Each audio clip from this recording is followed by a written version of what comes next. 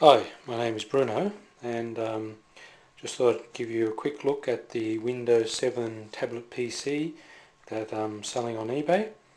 So this is the box that it comes in, just to show you how big a package you would get.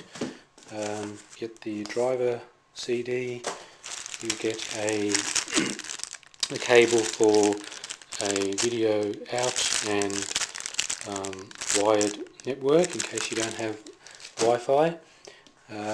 You get a silicon cover to carry it around with to protect it.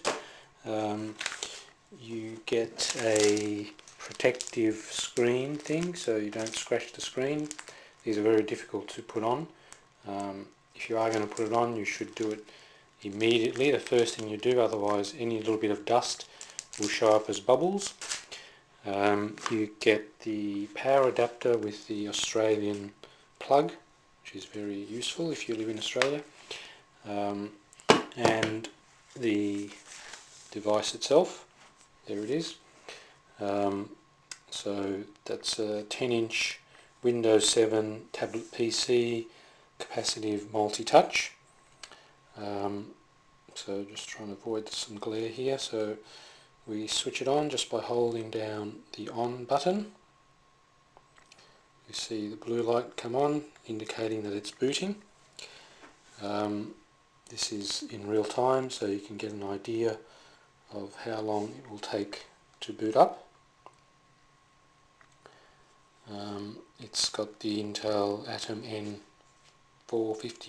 1.66 gigahertz CPU, 2 gig of DDR3 memory, and a 32 gig solid state hard drive. That's the configuration I've decided to bring in because I think that will give you the best performance.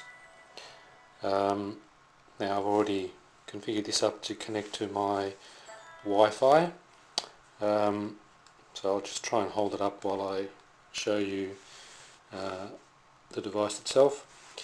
So hopefully I won't move around too much for you. So first thing I'll do is just show you the actual hardware settings. Over here in the system security. Oops, let's go back. In the system and security, the top one. Okay, here we can check the Windows Experience Index, which actually gives you a good review of the package. So the actual experience score is 2.3. Don't know if you can see that too well.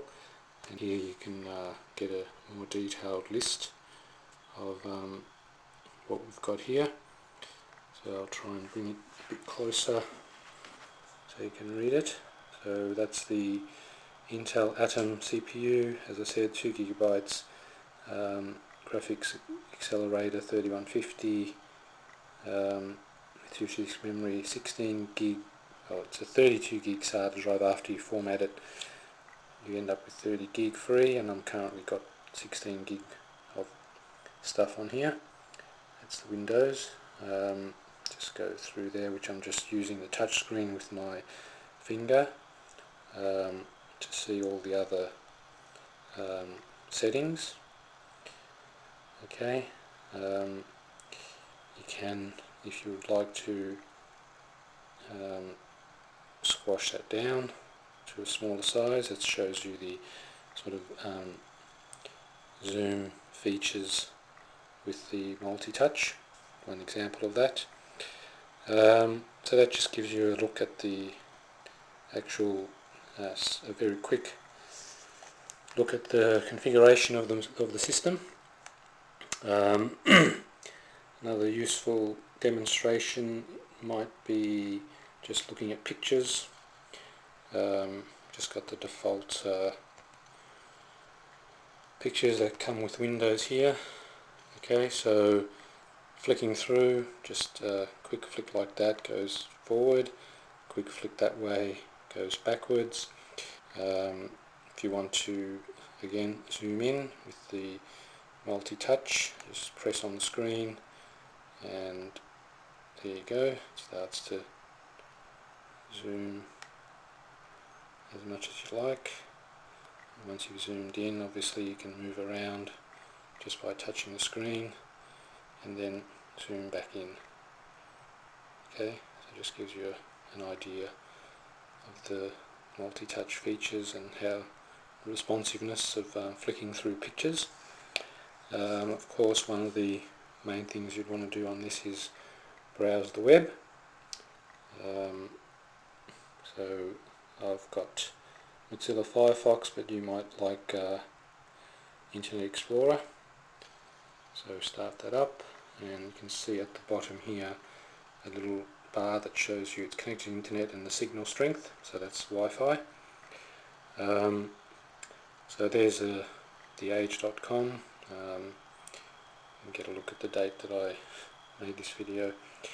So again, you just flick through and it scrolls up as much as you want. If you want to see more on the page, you will compress that down with a zoom in, as I've showed you before. Okay, so now you've got more on the page, and you can flick that up, find an article that you're more interested in, which might be business, for instance. So again, just zoom out of that and to a size that you're comfortable with to read the size of the text. That's reasonably good size to read with while you're still seeing things. Okay, so that shows you the web browsing. To conserve battery life, you can put it in shutdown again just by a simple click on this top button up here, and it just goes to sleep, and you'll know it's asleep rather than turned off because that light will sort of fade in and out.